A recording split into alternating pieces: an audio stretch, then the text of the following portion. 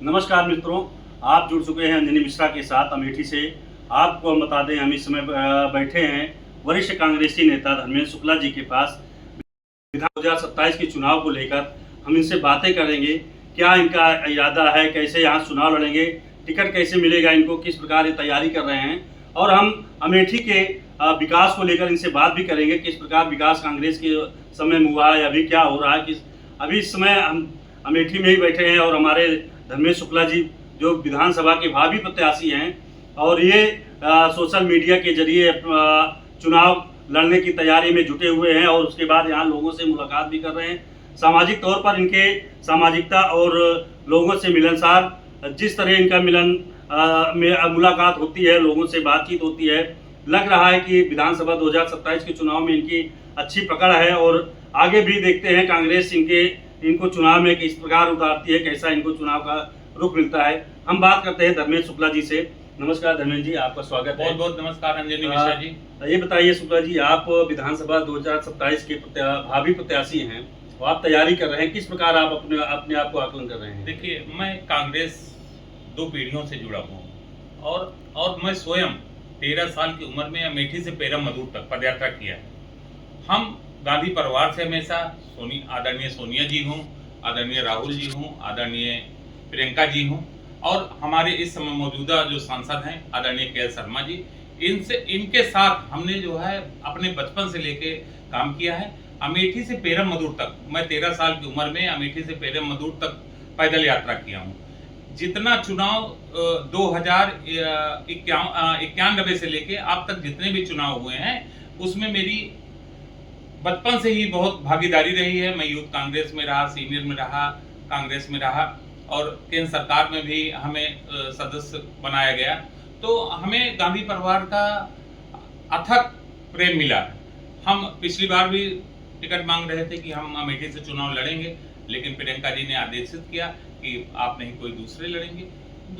हमने उनकी मदद किया। हम एकदम निष्ठावान कांग्रेसी हैं और गांधी परिवार के निष्ठावान कार्यकर्ता हैं।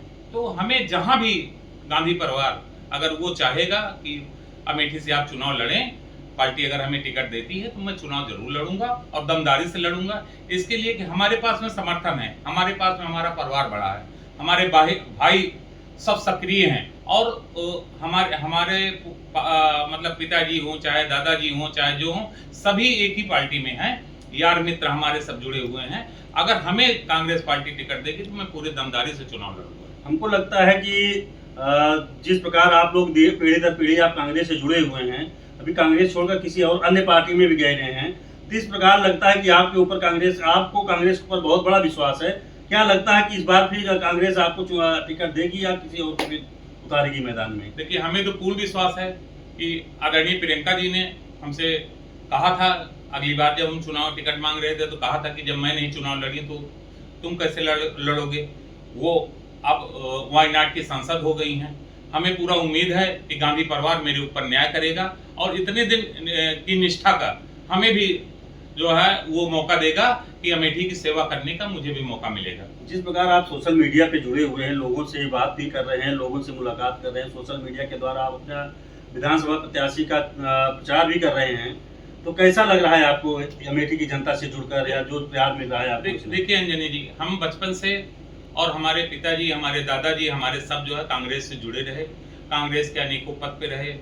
अमेठी में ब्लॉक प्रमुख रहे, पिताजी हमारे प्रधान रहे, माताजी प्रधान रही, अमेठी की नगर पंचायत की सदस्य भी रही है, उप चेयरमैन भी रही हैं। तो जो हम लोग जो है कभी कांग्रेस से अलग नहीं हटे हुए। और समाज में हर वर्ग में जो ना हम लोगों का बहुत बड़ी भागीदारी रहती है। आपको एक छोटा सा उदाहरण दे दें।